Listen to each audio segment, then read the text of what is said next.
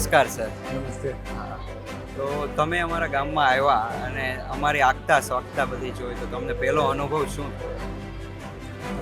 આજથી લગભગ 7-8 વર્ષ પહેલાં હણોલની મેં મુલાકાત લીધી હતી. કદાચ એ વખતે ફોર વ્હીલને જવાના રસ્તા હતા એ બહુ સાંકડા હતા અને અત્યારે હણોલની મુલાકાત લેતા એવું થયું કે આપણે હજી પાલીતાણામાં છીએ કે હણોલમાં છીએ. એટલે જે રસ્તાઓ વિશાળ રસ્તાઓ અને અમે સરોવરમાં ગયા, સરોવરની મુલાકાત લીધી. સરોવરને જે અત્યારે શણગારેલું છે અને ગામના અગ્રણીઓથી જાણવા મળ્યું કે આ રોડ ઉપર જે પાણી આવે છે એ સરોવર વધારે હાઈટ ઉપર છે અને રોડ નીચેના લેવલમાં છે એટલે બહાર પાણી ગળાય ના. 25 વર્ષ પહેલાં સૌરાષ્ટ્રમાં હણોલ ગામ હોય કે અમારું રાણપડા ગામ હોય, આપણું ગામ બહુ નજીક છે. 900,000 ફૂટે પાણીની વ્યવસ્થા નહોતી. લોકો દીકરીઓ બહેનો માથા ઉપર ઘડા લઈને ટેન્કરમાંથી પાણી લેવા માટે તરફતા હતા. અને આજે હણોલનું ચેકડેમ બનાવો, તળાવ બનાવ્યા, આટલા વિશાળ રોડ બનાવ્યા, ગામમાં સ્ટેડિયમ બનાવ્યું, ગામમાં કોમ્યુનિટી હોલ બનાવ્યો. એટલે એક ગામની જે આખી સિકલ છે એ આખી ફેરવાઈ ગઈ એવું હું આજે પ્રતીત કરું છું. આવા જે ડેવલપમેન્ટ જે છે, કોમ્યુનિટી ડેવલપમેન્ટ, જે હોલ બનાવ્યો, સરોવરો કર્યા, સિંચાઈ યોજના આપણી પાસે હતી, રોડ રસ્તાઓ, સ્ટ્રીટ લાઇટ, એનિમલ હોસ્ટેલ, તો આવા જે ડેવલપમેન્ટ છે એ ગામ માટે કેટલા જરૂરી છે? જો યુરોપ અને અમેરિકા સમૃદ્ધ છે એનું કારણ છે ગામડાઓ સમૃદ્ધ છે. આપણે અત્યારે અહીંયા આપણા દેશમાં ગામડાઓને જો દરેક ગામ હણોલ ગામ બને તો લોકોને સિટી તરફ જવાની જરૂર જ નથી. સિટીમાં એક રૂમ રસોડામાં રહેવું એની કરતાં અહીંયા મોટા ફળિયામાં રહેવું બહુ સારું છે. અને ગામની આવક નથી, ગામમાં આવક નથી એટલા માટે લોકો સિટી તરફ સ્થળાંતર કરે છે. પણ જો ગામને આવું સમૃદ્ધ બનાવવામાં આવે, આજે તમે જુઓ કે હણોલ ગામના ખેડૂતોની આવક જ્યારે પાણી નહોતું અને અત્યારે પાણી છે તો એ કેટલા ઘણું વધ્યું હોય છે.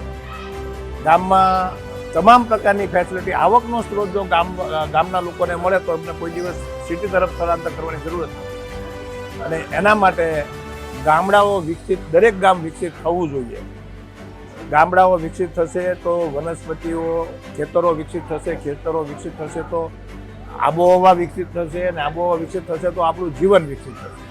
ગામની અંદર તમે આવ્યા ત્યારે અત્યારે જેટલા લોકોનો માહોલ હતો એમની સાથે તમારી મુલાકાત થઈ હશે, એના બિહેવિયર, એમનો સ્વભાવ તમને કેવો લાગે?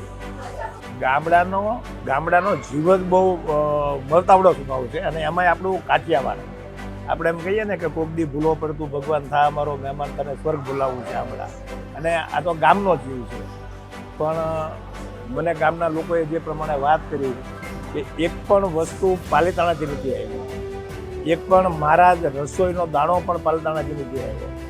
ગામના લોકો જે રસોઈ બનાવે છે, ગામના લોકોએ જે શણગાર કર્યો છે, ગામના લોકોએ જે હણોલને શણગાર્યું છે, ત્યારે એટલે ગામનો દરેક વ્યક્તિ ઇવેન્ટ મેનેજમેન્ટ કરી શકે છે. એનો મતલબ એવો છે કે એમને દિશા આપવાવાળો વ્યક્તિ જોઈએ.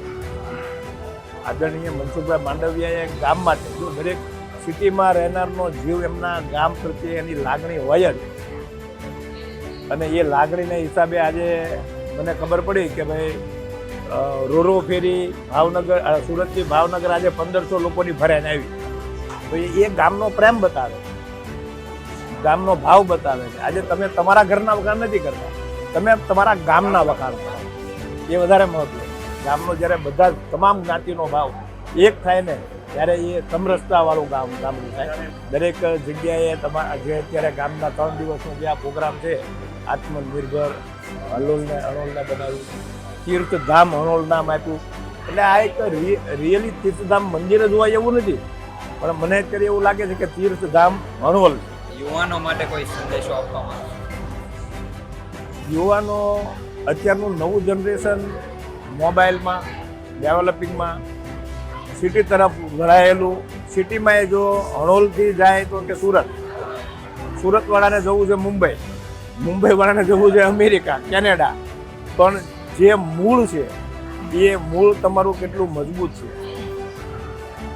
તમારે તમારા કોઈ પણ યંગસ્ટર હોય એમના બાળકોને આપણા કાઠિયાવાડી ધરતીનો ઋણ અને કાઠિયાવાડી ધરતીની સુગંધ એના મનમાં રહેવી જોઈએ. તમે દુનિયાના ગમે એ શિખર ઉપર પહોંચો પણ દેશ પ્રત્યેની ગામ પ્રત્યેની લાગણી તમારે મૂકવી ન જોઈએ. એટલે દરેક યંગસ્ટરને આપણા માધ્યમથી એક જ વસ્તુ કહેવા માગું છું કે જમીનથી જોડાયેલા એટલે જમીન તમારી મૂળ તમારું ગામ છે એનાથી જોડાયેલા